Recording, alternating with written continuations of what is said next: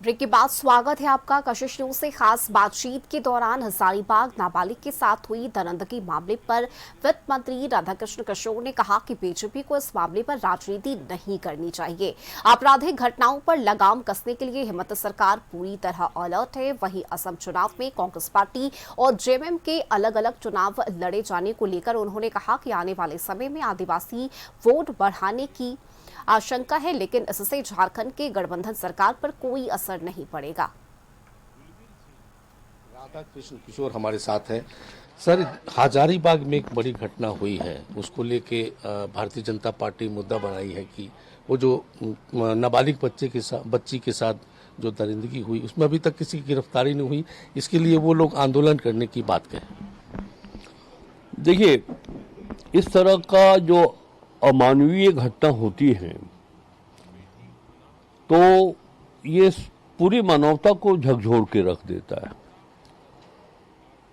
लेकिन इस पर राजनीति अगर हो तो ये बड़ा दुर्भाग्यपूर्ण बात है। ऐसा प्रतीत होता है कि भारतीय जनता पार्टी ऐसे अवसरों के इंतजार में वो पार्टी रहती है कि कब इस तरह की घटना घटे और हम आंदोलन करें, सरकार पर प्रहार करें।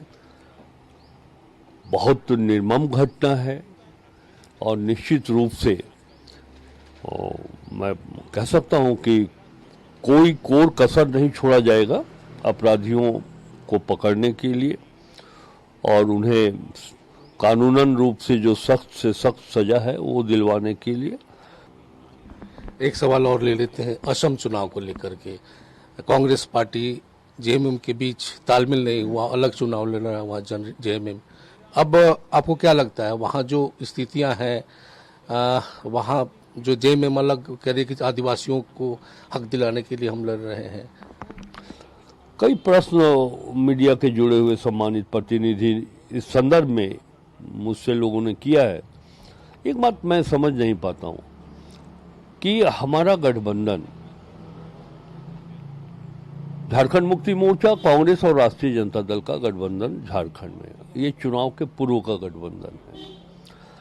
सबसे पहले तो ये बात हम लोग को समझ लेनी चाहिए कि असम की राजनीति में जो कुछ भी हो रहा है वहाँ जेएमएम भी चुनाव लड़ रही है, हमारी पार्टी तो पहले से चुनाव लड़ रही है और वो अस्तित्व में भी है उस राज्य में। लेकिन ये कहना कि चूंकि हमारा गठबंधन ये है तो राज्यों में भी गठबंधन हो, इस तरह का तो कोई गठबंधन अभी तक नहीं हुआ है, मुझे मालूम भी नहीं है। और हर पार्टी चाहती है कि उसके वोट बैंक बढ़े, वोट प्रतिशत बढ़े। यद्यपि कांग्रेस हाईकमान ने 7 सीट उन्हें देने का वादा किया था और कहा था कि न सिर्फ 7 सीट, कांग्रेस पार्टी ये चाहती थी कि झारखंड मुक्ति मोर्चा के विधायक भी चुनाव जीत करके असम विधानसभा में प्रवेश करें।